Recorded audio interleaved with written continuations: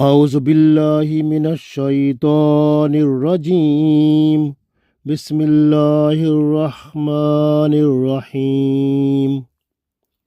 هم الذین کفروا وصدوکم عن المسجد الحرام والحدی معکوفا ان یبلغ محلہ ولولا رجال مؤمنون ونساء مؤمنات لم تعلموهم أن تطؤوهم فتصيبكم منهم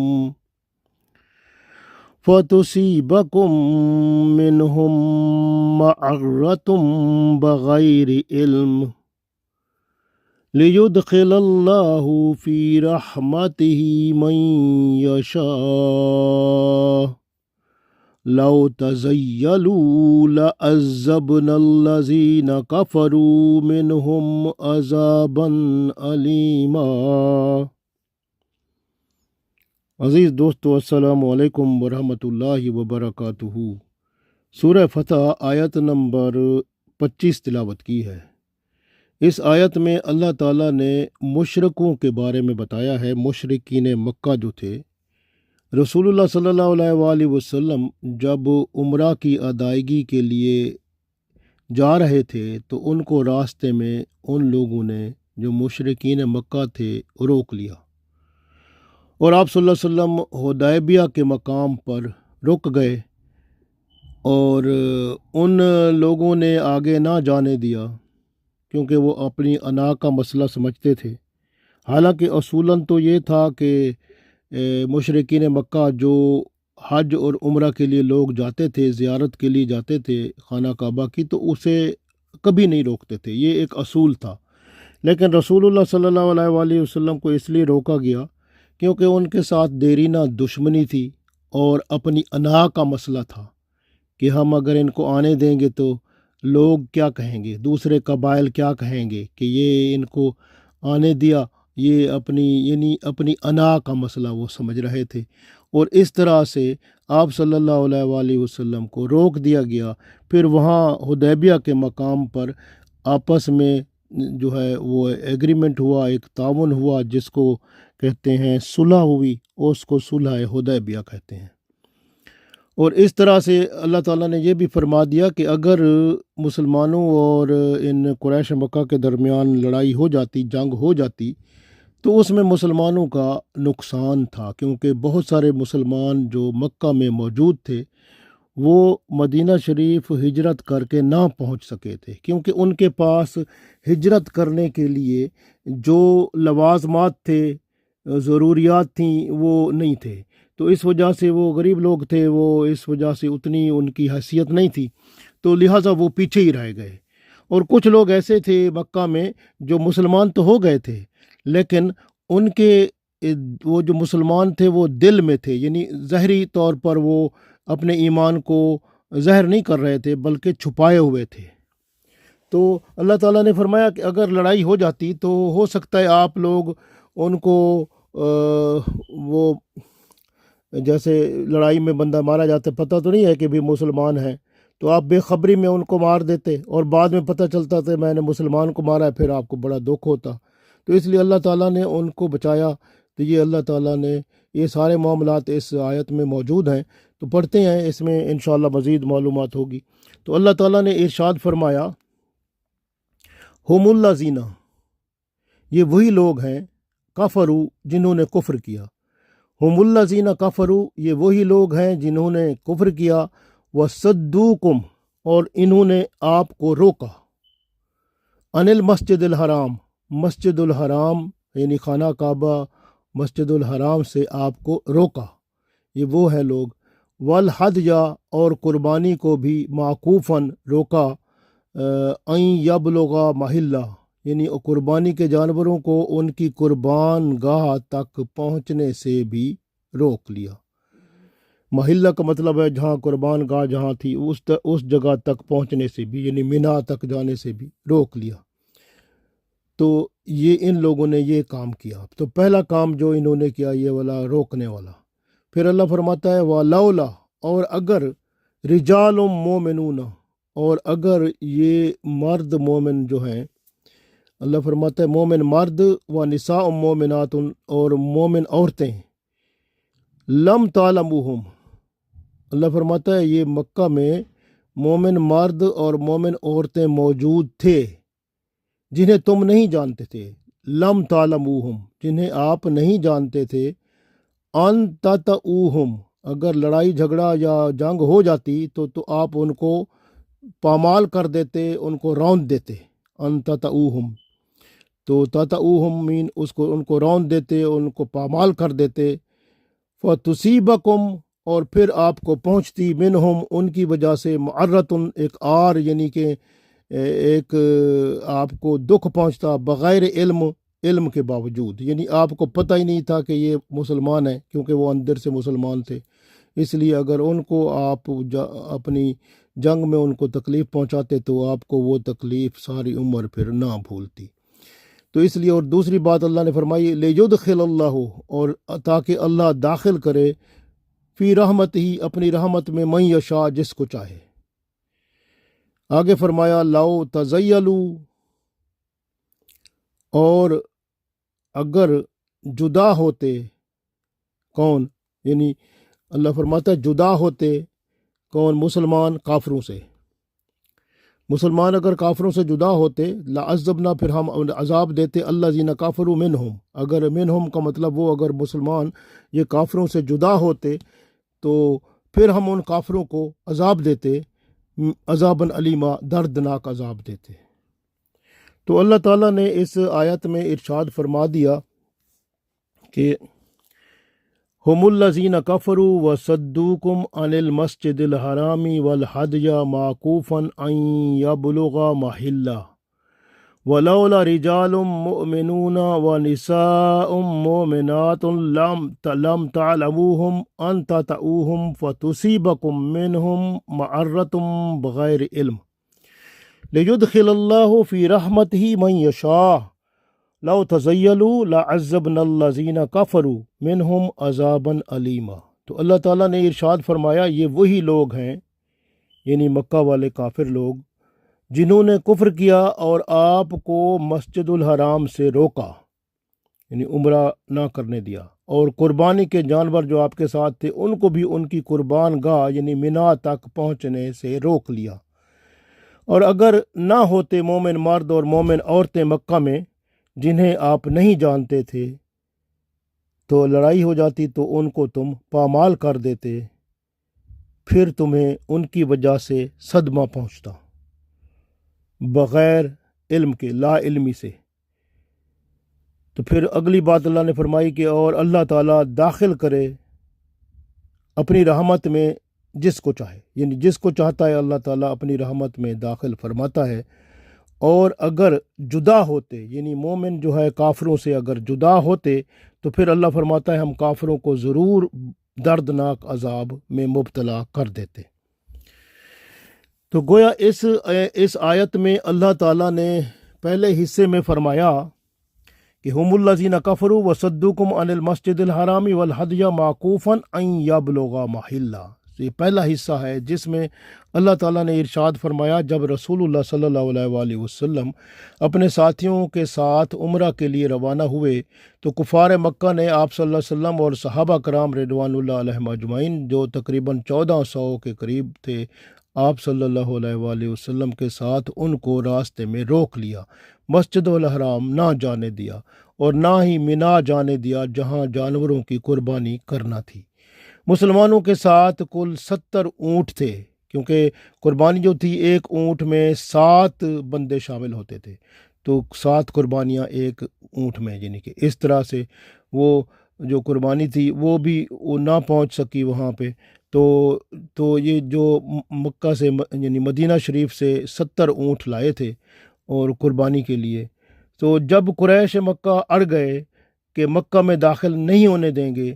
تو پھر حدیبیہ کے مقام پر ہی صلح حدیبیہ کے نام سے صلح نامہ لکھا گیا، اور تمام جانور یہیں حدیبیہ کے مقام پر ہی ذبح کر دیے گئے۔ اور امام ابو حنیفہ رحمۃ اللہ علیہ کے نزدیک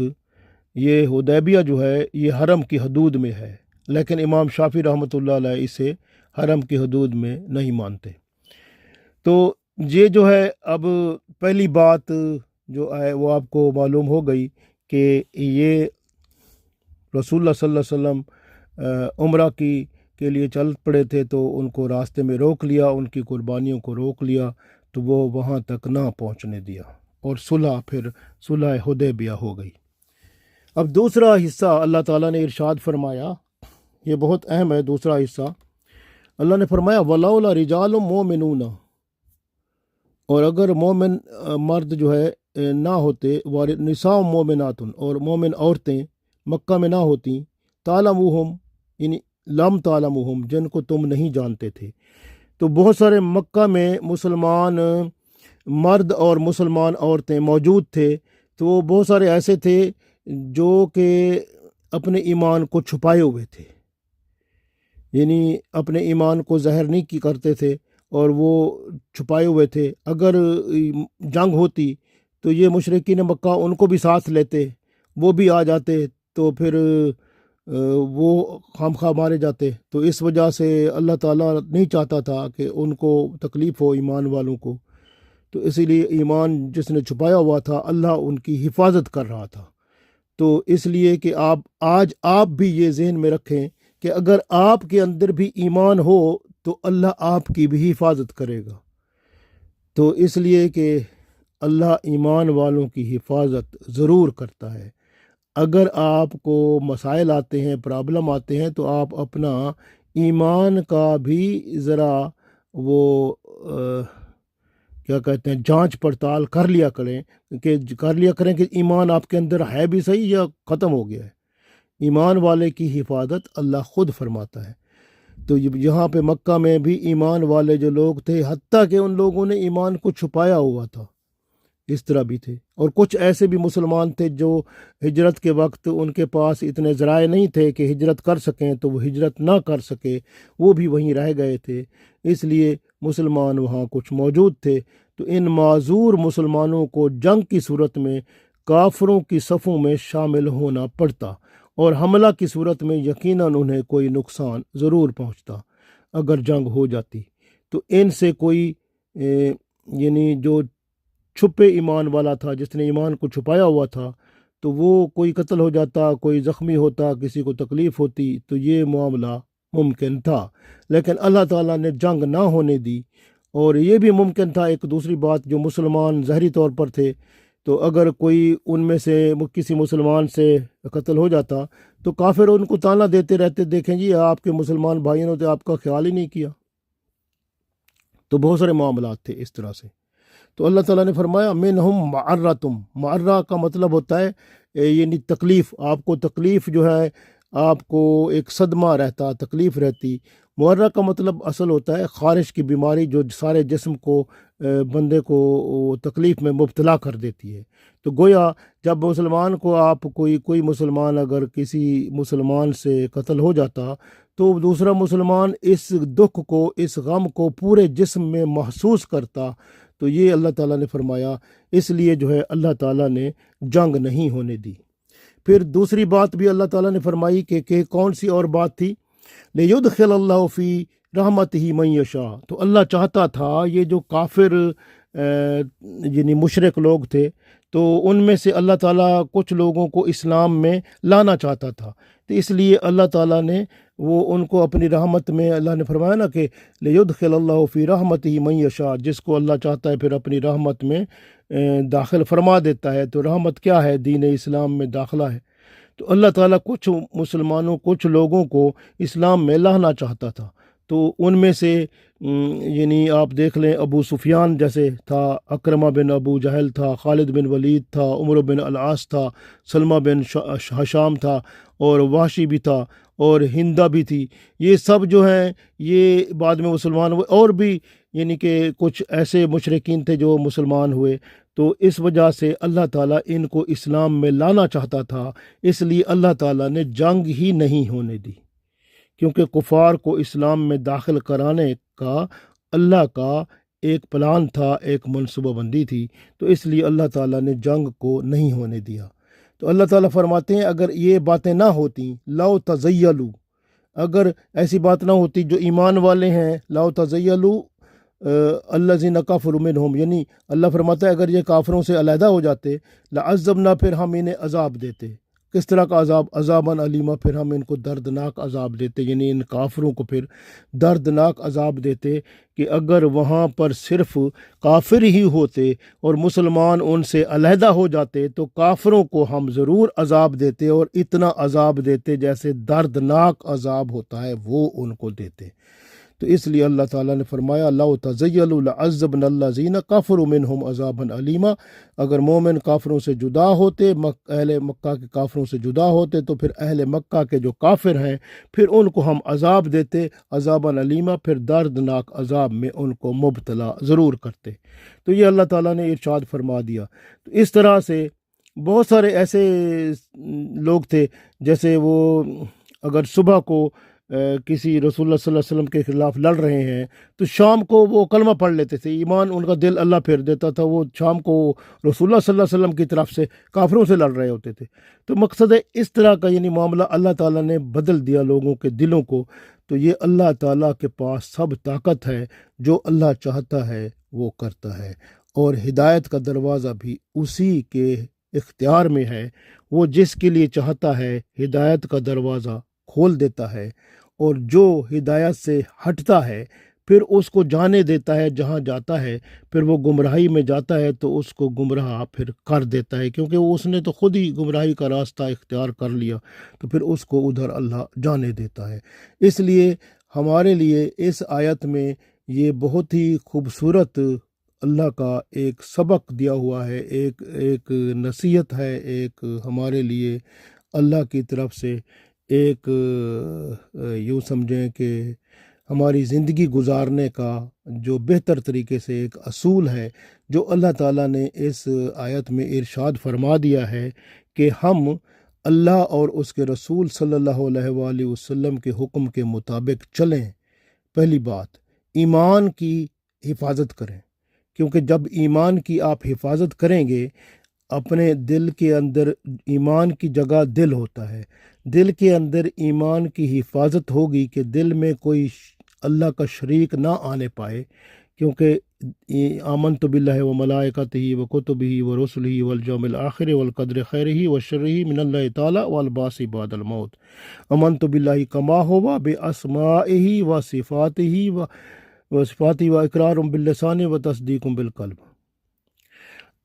آمنت باللہ کما ہوا باسمائہ و صفاتہ و قبلت جمیع احکامہ اقرار باللسان و تصدیق بالقلب۔ تو ہم اقرار باللسان کا مطلب ہوتا ہے زبان سے ہم تصدیق کرتے ہیں،